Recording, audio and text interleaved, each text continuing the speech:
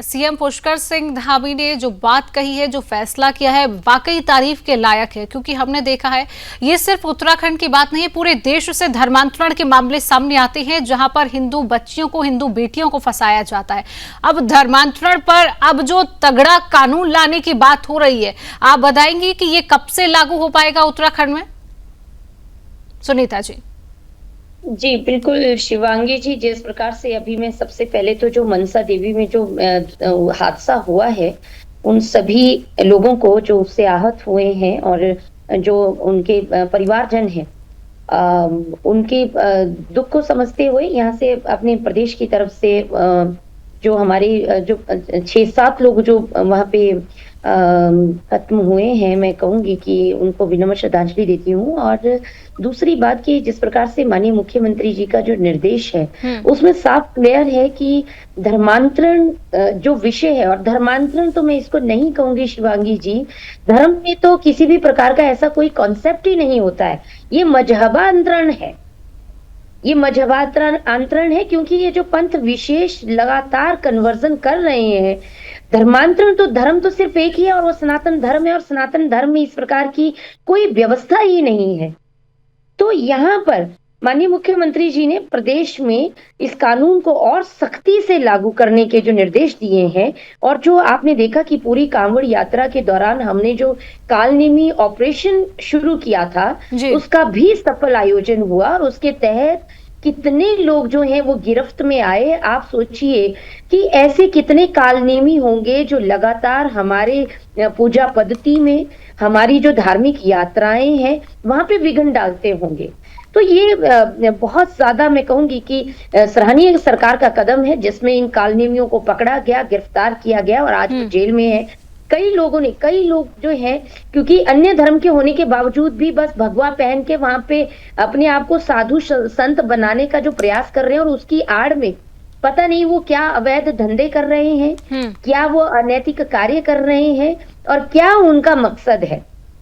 तो ये बहुत ज्यादा जरूरी हो जाता है कि जो हमने यहाँ पे कानून बनाया है उसको सख्ती से लागू किया जाए। और अभी जैसे कि पुलिस मुख्यालय को ये माननीय मुख्यमंत्री जी ने निर्देशित किया है कि वो कमेटी गठित करे और इसमें जो भी संभव हो सकता है सख्ती से जो है इसमें अमल लाया जाए। तो यहाँ पर क्योंकि देखिए उत्तराखंड जो है सीमांत प्रदेश होने के साथ साथ एक हमारी जो है सनातन की पुण्य भूमि है, देवताओं की भूमि है, और देव भूमि उत्तराखंड में जिस प्रकार का इन कालनेमियों का हर प्रकार से कोई ना कोई षड्यंत्र चलता रहता है, ये बहुत ज्यादा आवश्यक है कि इनको जो है इनकी जगह दिखाई जाए। और बहुत सारी मिशनरियां जो है वो काम कर रही हैं। आप देखिए कि पंथ विशेष के तो लोग कर ही रहे हैं, साथ में मिशनरीज भी यहाँ के लोगों को जो है भ्रमित करके, उनको लालच देकर, उनको उनका फायदा उठा के या उनकी थोड़ी सी मदद करने के बाद उनको जबरदस्ती जो है उनका धर्म चेंज करने की जो इनकी पूरी, जो मैं कहूंगी कि जो पूरी इनकी नेटवर्क है, जो पूरा नेटवर्क है, उसका अब समय आ गया है। बिल्कुल सुनीता जी, और कहीं ना कहीं सीएम पुष्कर सिंह धामी ने भी इस पर सख्त कार्रवाई के आदेश भी दे दिए हैं और अधिकारियों को भी आदेश दिए गए। बैठकें लगातार इस पूरे मामले को लेकर की गई हैं। हमारे साथ हिंदू धर्मगुरु उज्जवल पंडित जी जुड़े हुए हैं। पंडित जी, आपसे पूछना चाहूंगे कि लगातार इस तरीके के जब ये मामले सामने आते हैं, जब हिंदू बच्चियों को, हिंदू बेटियों को अपने ये जो अलग समुदाय के जो लोग होते हैं वो अपने प्रेम जाल में फंसाते हैं, प्रेम जाल में फंसाने के बाद उनका वीडियो बनाया जाता है, उनके साथ शोषण किया जाता है, उसके बाद धर्मांतरण पर जबरदस्ती धर्मांतरण करने की बात कही जाती है। ऐसे में आपकी क्या भूमिका हो जाती है और आप ऐसी बेटियों को, बच्चियों को उनसे बचाने के लिए क्या प्रेरणा देना चाहेंगे, क्या कहेंगे आप पंडित जी? पहले तो आपके माध्यम से आदरणीय पुष्कर सिंह धामी यशस्वी मुख्यमंत्री जिन्हें धर्म रक्षक की संज्ञा दी गई है, उनको मैं बहुत बहुत बधाई देता हूं, साधुवाद देता हूं, आशीर्वाद देता हूं गंगा के पावन तट से। हमारे यहाँ कहा गया धर्मो रक्षति रक्षिता, जो धर्म की रक्षा करता है धर्म उसकी रक्षा करता है। तो आदरणीय मुख्यमंत्री जी जिस प्रकार से लगातार से हमारे धर्म को बचाने का, हमारी धार्मिक परंपराओं को बचाने का, हमारे इस सनातन धर्म की तमाम विधाओं की रक्षा करने का जो काम कर रहे हैं, वो वाकई साधुवाद के पात्र हैं। और जो लंबे समय से जिस चीज की जरूरत थी, जिस चीज की मांग थी, जैसा कि हमारी बहन ने कहा कि जो ये धर्मांतरण कर लोग कर रहे हैं, ये धर्म नहीं है, ये पंथ विशेष के लोग हैं। धर्म तो केवल सनातन धर्म है, ये सत्य है। हमारे यहाँ कभी भी किसी भी प्रकार का किसी को कोई प्रलोभन देना, किसी भी प्रकार का जबरन कोई करना, क्या है, जब से ये जो अन्य पंथ संप्रदाय ये सब आए हैं, ये मुट्ठी भर लोग हैं, भेड़ बकरियों की तरह रहने वाले लोग हैं। अब अपने परिवार को, अपने कुनबे को, अपने इस चीज को बढ़ाने के लिए ये लगातार इनके पास दो चीजें हैं। या तो बच्चे पैदा करो, इनके यहाँ कहा जाता है भाई 4 शादी करो, चाहे 40 शादी करो और 40 बच्चे पैदा करो। वो नहीं हुआ, उससे भी इनका कुनबा नहीं बढ़ा, तो अब इन्होंने क्या करा बहुत लंबे समय से कि जो हमारे धर्म में काम करते हैं, जो हमारे अपने सनातन धर्म के बच्चे हैं, युवा हैं, युवतियां हैं, उनको किसी प्रकार से बरगलाने का काम। इसके साथ साथ जो तबका ऐसा है जो समाज से दूरस्थ तबका है, जो अभी भी विकास की दौड़ से थोड़ा पीछे रह गया है, उसमें उनको लालच देकर और कहीं ना कहीं इस जो जातिवाद की चीजों को, जो हमारे यहाँ व्यवस्थाएं जो हैं, उस वर्ण व्यवस्था में जबरन ऐसा नमक मिर्च लगाकर इस प्रकार का उनको बरगलाने का काम करते हैं कि उनको धर्म परिवर्तन करने पर मजबूर कर दिया जाता है। उनको प्रलोभन, पैसे का प्रलोभन दिया जाता है या धमकाने का प्रलोभन दिया जाता है। मुझे तो बड़ी खुशी है क्योंकि बहुत लंबे समय से मैं इस क्षेत्र में काम कर रहा था। हमने, जैसा भी हमने बताया, काल नेमी का हमने हरिद्वार में या अन्य जगह इस प्रकार के काल नेमी भी पकड़े, और बहुत सारे ऐसे भी लोग, मुझे तो एक कष्ट भी है कि हमारे यहाँ बहुत सारी लड़कियां हमारे क्षेत्र की, जिनका आज तक नहीं पता कि वो कहाँ गई, किस स्थिति में है, उनका आज तक नहीं पता। छंगूर बाबा जैसे लोग आज सामने आ गए। जब वो पकड़ा गया तब भी मैंने विभिन्न चैनलों पे बात कही कि इसका नेटवर्क केवल एक जगह नहीं है, ये पूरे देश में है और बाहर से जुड़े हुए लोग इनको फंडिंग करते हैं और विभिन्न विभिन्न राज्यों में सब है, और वो सारी चीजें खुल रही हैं। और उत्तराखंड पे कुछ लोग कह रहे थे कि उत्तराखंड ऐसा अछूता, उत्तराखंड में भी ये चीजें सामने आ गई, देहरादून में हमने देख लिया क्या चीजें हैं। और एक दूसरी बात जी, थोड़ा सा हमें समझना पड़ेगा, हमारे जो दूरस्थ इलाकों में हमारे भाई बहन रहते हैं, हमारे पर्वतीय बहन भाई, जो कच्चे लालच में इनको किराए पर दुकान दे देते हैं या इनको अपने होटल वगैरह, कुछ लोग तो इनको अपनी जमीन बेचने का काम कर रहे हैं। इस शांत प्रदेश की वादियों के अंदर इस प्रकार का जहर खोलने का काम ये लोग करते हैं। पंडित जी, लेकिन कई बार ये बात भी तो सामने आ जाती है कि ये जो लोग आप कह रहे हैं कि अपनी दुकान दे देते हैं, जमीन, ये लोग क्या करते हैं, कई बार अपने नाम की पहचान बदल कर काम करते हैं। और जिस तरीके से छांगुर बाबा का आपने नाम लिया है, आपको एक और बार बता दूं, जो छांगुर बाबा का नाम सामने आया है, सारे मीडिया में ये नाम आया, सुदर्शन न्यूज ने छांगुर बाबा को सबसे पहले एक्सपोज किया था। और उत्तराखंड की आप बात करें कि उत्तराखंड में भी कई बाबा ऐसे पनपते हैं जिसको लेकर सीएम धामी की जो सरकार है वो लगातार सख्त नजर आ रही है, और ऐसे बाबाओं पर और ऐसे जो धर्मांतरण करने वाली ये जिहादी, उन पर सख्त नजर धामी सरकार की है। हमारे साथ बीजेपी की प्रवक्ता सुनीता जी भी बनी हुई है। सुनीता जी, एक और सवाल आपसे लेना चाहूंगी, वापस आपके पास आऊंगी। पंडित जी, देखिए समय का थोड़ा, जी जी एक बात कह देता हूं, चलिए जी जी, कि मैंने पहले भी और चैनल में, पहले तो इनको बाबा शब्द कहने का दूर करिए।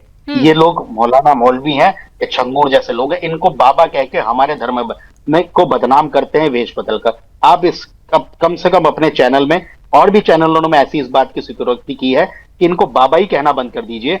ये लोग विशेष तौर पर मौलाना मौलवी इस प्रकार के लोग हैं, ये बाबा नहीं हो सकते। बाबा लोग तो हमारे यहाँ धर्म में जिस प्रकार के होते हैं आप जानते हैं। चलिए ठीक है, सुनीता जी भी हमारे साथ बनी हुई है। सुनीता जी, कल जो खबर आई हरिद्वार के मनसा देवी मंदिर में जो हादसा हुआ है, एक बहुत बड़ा हादसा, 6 लोगों की मौत हो जाना, कई लोगों के घायल हो जाना, उस मंदिर में तब क्या सुरक्षा के इंतजामात थे? किसने वो अफवाह फैलाई, जो बात सामने आई कि करंट फैलने की अफवाह फैल जाती है, और मंदिर में आपकी सरकार किस तरीके की सुरक्षा के इंतजामात करती है? क्योंकि सावन का महीना चल रहा है और हम देखते हैं कि भक्तगणों की जो संख्या होती है वो सबसे अधिक होती है सावन के महीने में। ऐसे में क्या सुरक्षा के इंतजामात करती है धामी सरकार?